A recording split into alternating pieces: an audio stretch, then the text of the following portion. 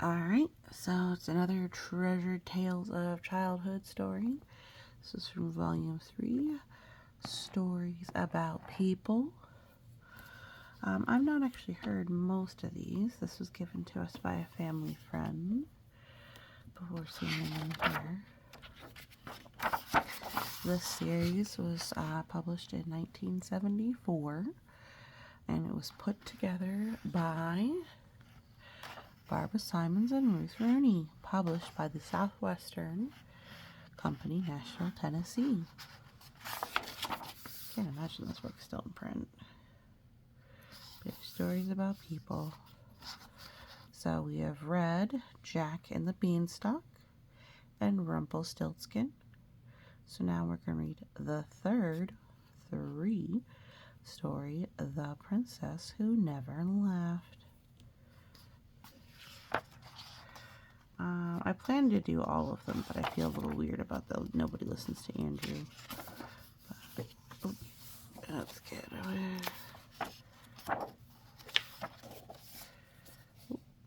This one has a different artist. So the art is very different. Alright. So, The Princess Who Never Laughed. Illustrated by, it looks like, Marcia Grunewald. And this one's published by the Whitman Publishing Company. And I like how they decided to really go with the period kind of style where they had very enclosed rooms. They had very decorative ceilings. They had these arched lined walkways. Once upon a time, in a castle made of marble and moonstone, there lived a lovely princess.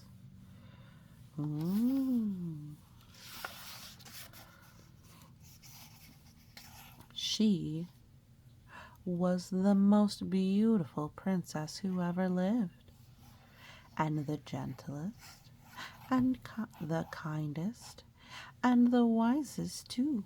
Especially since she's got kitty cats. 1, 2, 3 kitty cats. Yet, for all her goodness,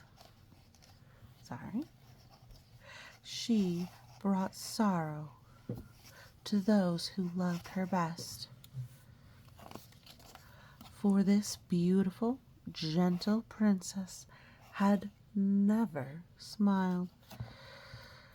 Oh, a woman being told to smile. As it is. Alright. Not as a baby, when her royal mother, let's bring it down a little bit, brought her a new toy. Not as a child, when her royal father took her to the circus. She's like, oh man, that monkey's still working hard for his bread. I bet she's thinking, man, Mama, that's paid for by the taxes of the people.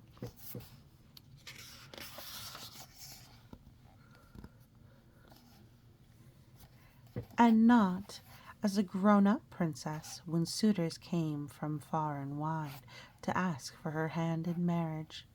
Why should she smile for a guy she doesn't want to marry? Well, one day the king came out on his balcony and made a speech. It is the greatest wish of my heart that the princess be happy, he said. I shall give her hand in marriage and half my kingdom to the man who can teach her eyes to sparkle and her lips to smile. Wow, she is the wisest, kindest, gentlest creature. But if somebody can just make her laugh, they get half a kingdom. From that day forward, hundreds of suitors came from all over the world. And if you look, looks like at least one of them is a clown. One came dressed as a clown and jumped headfirst into a bucket of water. He looked very funny indeed. poor fellow," said the princess with tears in her eyes. "Here he is, humiliating himself for others."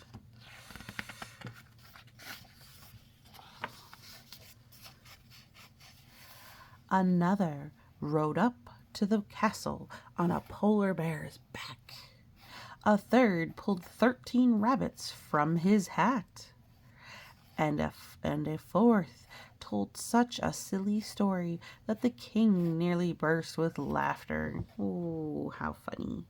Do we see 13 rabbits? Let's see here. 1, 2, 3, 4, 5, 6, 7, 8, 9, 10, 11, 12. Oh, and there's the 13th one right in there, still in the hat, trying to pop out. Look at that. Whole line. Wasting a lot of her time. For many days they came, and the princess talked to all of them very sweetly and solemnly. Often she wept to think how she must disappoint them. One day a young fellow called Drumling heard of the king's offer. He was only a miller's son, and not very handsome. But he started at once for the castle. On the way, he met a little old man with a long beard. Ooh, that beard is almost as long as he is. Goodness. That is a lot of hair to have maintenance for.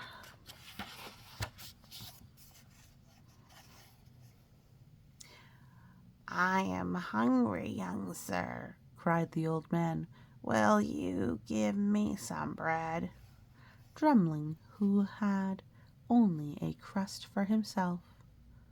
But he was a good fellow, and he gave the bread to the beggar.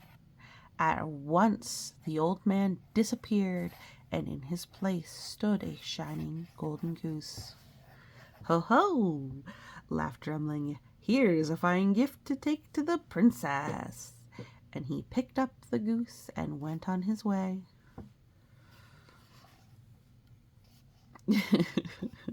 He's like, "All right, that sounds great. I should just bring this golden goose with me." So you can tell he's very good-natured. Soon he met 3 sisters who stared greedily at the golden goose. No sooner had Drumling passed by than the eldest girl tried to snatch a feather from the bird. To her astonishment, she stuck fast and could not let go, no matter how she tried. "Stop!" cried the second girl, and seized her sister's arm, whereupon she too was held fast. Uh-oh, he's got a little train following him now. A moment later, the third sister had joined the chain and was being dragged helter-skelter down the road toward the king's castle. Well, that first one's being punished for trying to steal. The other ones, well, they're just along for the ride. After a bit, they met a parson. So that's a man of faith. "Stop at once, you naughty girls," cried the old man, and he grasped the youngest sister's sleeve. And now he, too, was carried along.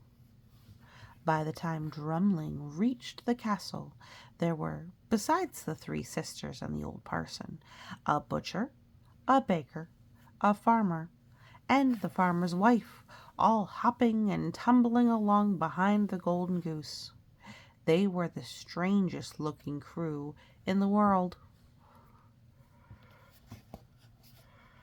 Oh my, see, look, he's still got his pitchfork with hay. Oh my goodness, and he's got his knife and bloody apron.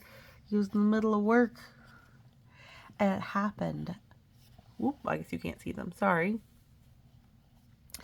It happened that the princess was on the balcony enjoying the sun and crying contentedly. I guess contented. That's interesting. She's crying contentedly. As Drumling came up the road, she looked once and dried her tears. She looked again, and her eyes sparkled merrily. She looked once more, and the corners of her mouth turned up. And then, the princess laughed. Oh, look at her laughing. What a sight they must be. Oh my goodness. Look, a whole train of people all following along this golden goose. She laughed. The boy has made her laugh, shouted the king, and he jumped up and down in delight. Look at him. Jump, jump, jump, jump, jump, jump, jump. The princess laughed, shouted all the courtiers. See, they're all happy too. I laughed, exclaimed the princess, and she did it again, just to be sure. And she had never laughed in her whole life, so of course she would want to check it again. Within a very few days, the king kept his promise, and a great wedding was held in the castle. Music filled the air, bells pealed across the land, and even the birds joined in a wedding song. But the loveliest sound of all, so everyone said, was the bright and joyous laughter of their happy princess. Yay! They're so happy. They're dancing. Looks like it'll be a good time. And that's the end. So, she found something fun and enjoyable in life. This story, I guess, is more about that it's best to bring someone into your life. Not the richest or the smartest or the, handsomest, but someone who brings you joy. That's who you should have in your life. But I hope you enjoyed the story. Thank you so much for listening, and you have a great day.